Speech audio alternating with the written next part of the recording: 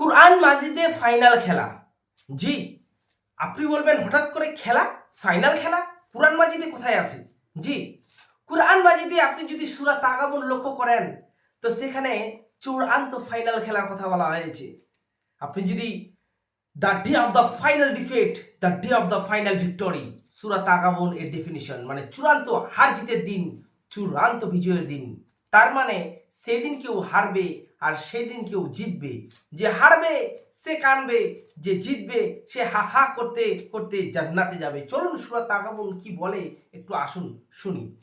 যা কিছু রয়েছে আসমান সমূহে এবং যা কিছু রয়েছে এই জমিনে সবই আল্লাহর জন্য পবিত্রতা ঘোষণা করে। এই আসমানে যত কিছু রয়েছে, আসমান বলতে আপনি আসমান বলতে শুধু কি ভাবলেন যে এই সূর্য, এই চন্দ্র, ব্যাস এতটুকুই? আর বায়ু? জি না, আপনার চোখে হয়তো সেই দৃষ্টিও যায়নি, আপনি হয়তো কল্পনাও করেননি, হয়তো হয়তো কিছুটা আপনি কল্পনা করেছেন বৈজ্ঞানিকের মাধ্যমে।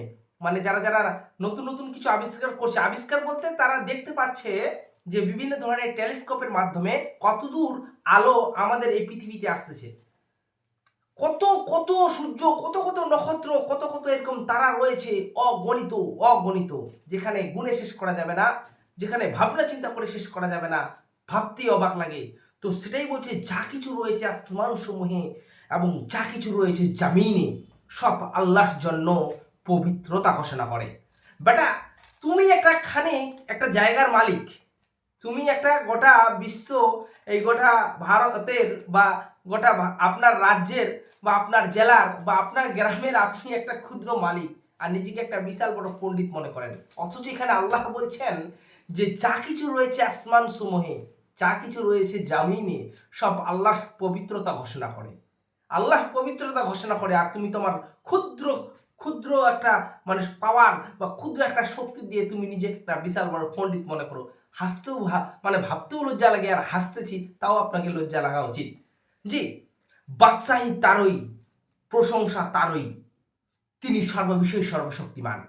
জি, যিনি এই সমস্ত কিছু তৈরি করেছেন তো বাদশাহী তো তারই হবে, প্রশংসা প্রশংসা তো তারই হবে। যদি আপনি কোনো কিছু আবিষ্কার করেন, ধরে নেন আপনি কম্পিউটার আবিষ্কার করেছেন, বা ধরে নেন আপনি এমন একটা বস্তু বা এমন একটা কিছু আবিষ্কার করেছেন, তো জি আপনার প্রশংসা তো হবেই। তো ঠিক তেমনি আল্লাহ এই সমস্ত কিছু যখন তৈরি করেছেন, এই আসমান সমূহ, এই জামিন, তো প্রশংসা তারই, তিনি হচ্ছেন সর্বশক্তিমান। সূরা তাগাবুনের 2 নম্বর আয়াত যদি একটু লক্ষ্য করি, তিনি তোমাদেরকে সৃষ্টি করেছেন, কথাটাকে বুঝবেন, তিনি তোমাদেরকে মানে আমাদেরকে সৃষ্টি করেছেন কে? আল্লাহ। আল্লাহ নিজেই বলছেন, কুরআন তা প্রমাণ। আপনি আল্লাহকে মানেন না, আর আল্লাহকে যদিও মানেন, আপনি আল্লাহর আয়াত সমূহকে অনেক অনেক জায়গায় অস্বীকার করেন। আপনাকে লজ্জা থাকা উচিত। যে আপনাকে তৈরি করেছে আপনি তার কথা শুনেন না, আপনার জন্য যে কি রয়েছে কঠিন আযাব আল্লাহ তা ভালো জানেন। তো চলুন, অতঃপর তোমাদের মধ্যে কত কাফির এবং কত মুমিন, মানে আমাদের মধ্যে রয়েছে কত কাফির আবার কত মুমিনও রয়েছে। আর তোমরা যে আমল করেছো আল্লাহ তার সম্পর্কে দ্রষ্টা, মানে তুমি যে সমস্ত আমলগুলো করো সেগুলো কিন্তু আল্লাহ জানেন। এমনটা নয় যে আপনি আমল করছেন আর ভাবছেন যে আমি জানি না এর প্রতিদান পাবো কিনা। জি না, আপনি নিরাশা হয়েন না, আপনার যে আমলগুলো করছেন সেগুলো আল্লাহ তা জানেন। 3 নম্বর আয়াত কি বলছে একটু শুনেন, যে তিনি আসমান সমূহ ও জামিনকে যথার্থভাবে সৃষ্টি করেছেন এবং তোমাদেরকে আকৃতি দান করেছেন। পয়েন্ট অফ দ্য নোট, তোমাদেরকে আকৃতি দান করেছেন। আমাদের এই মুখমণ্ডলের সমস্ত বিশ্ব ব্রহ্মাণ্ডের যে যা কিছু রয়েছে জীব, আকৃতি দান করেছেন কিন্তু আল্লাহ।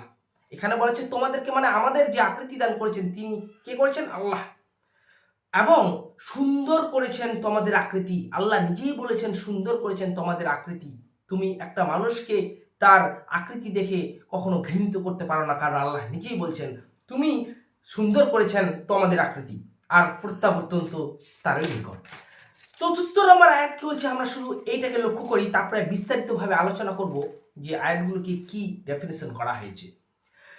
আসমান সমূহ ও জমিনে যা কিছু আছে তিনি তা জানেন। তিনি জানেন যে যা তোমরা গোপন করো অথবা যা তোমরা প্রকাশ্যে রাখো। মানে আল্লাহ সব কিছুই জানেন, সর্ববিষয়ে সর্বশক্তিমান, তিনি সর্বজ্ঞানী। তুমি যদি কোনো কিছু এমন একটা কাজ করেছো যেটা প্রকাশ করেছো, বা এমন একটা কাজ করেছো যেটা গোপনে রেখেছো, হয়তো আপনি ভাবছেন যে আল্লাহ জানেন না, তো এই আপনার ভাবনা চিন্তাটা ভুল। আপনি যেই ভাবনা চিন্তায় আছেন, আপনি যেই আপনার জ্ঞানের দ্বারা যে আপনি যেখানে বেষ্টন করে আছেন, আপনার সম্পূর্ণ ধারণাটা ভুল। যে আসমান সমূহ তৈরি করেছেন, যে জমিন সৃষ্টি করেছেন, যার প্রশংসা সর্ব জায়গায়, যার গুণগান সব জায়গায়, বাদশাহ তো তার, ক্ষমতা তো তার, তাহলে তারই আইন চলবে, তারই নিয়ম চলবে। আপনার নিয়ম চলবে না, আপনার নিয়ম চলবে না, আপনার আইন চলবে না। এখন আপনি যদি মনে করেন যে হ্যাঁ, আমি একটা এই গোটা পৃথিবীর ক্ষুদ্র একটা দেশের, ক্ষুদ্র একটা রাজ্যের, ক্ষুদ্র একটা জেলার, ক্ষুদ্র একটা গ্রামের, ক্ষুদ্র একটা বাড়ির যদি আপনি মালিক হন, ক্ষুদ্র একটা যদি আপনি পাওয়ারের বা নেতা হন, আপনি সেই ক্ষুদ্র পাওয়ার দিয়ে আপনি মনে করছেন আমি গোটা বিশ্বটাকে শাসন করে নিব। বেটা, তুমি এটা তোমার ভুল ভাবনা চিন্তা। সুতরাং সময় থাকতে সঠিক হয়ে যান, কারণ সূরা তাগাবুনের আমরা নেক্সট পর্যায়ে নেক্সট আয়াতগুলো আমরা এর নেক্সট ভিডিওতে আলোচনা করব। আপনারা আমাদের সাথে থাকবেন এবং বিশেষ করে বোঝার চেষ্টা করবেন যে কি বলছে আমাদের কোরআন, কি মেসেজ দিয়েছে। অলরেডি আল্লাহ কিন্তু আমাদেরকে 1400 বছর আগে মেসেজ দিয়ে দিয়েছে।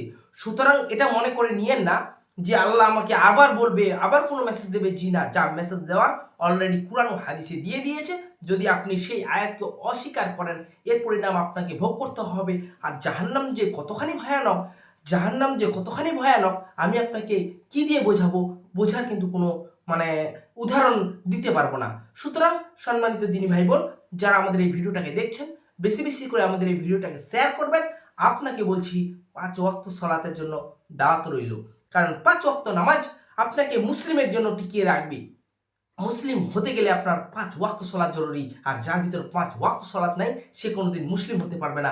যে মুসলিম নয়, সে সরাসরি জাহান্নাম, তার জন্য আর কোনো রাস্তা নেই, তার জন্য সমস্ত দরজা বন্ধ। আশা করি আপনারা বুঝতে পেরেছেন, কারণ যা হবে স্পষ্ট হবে।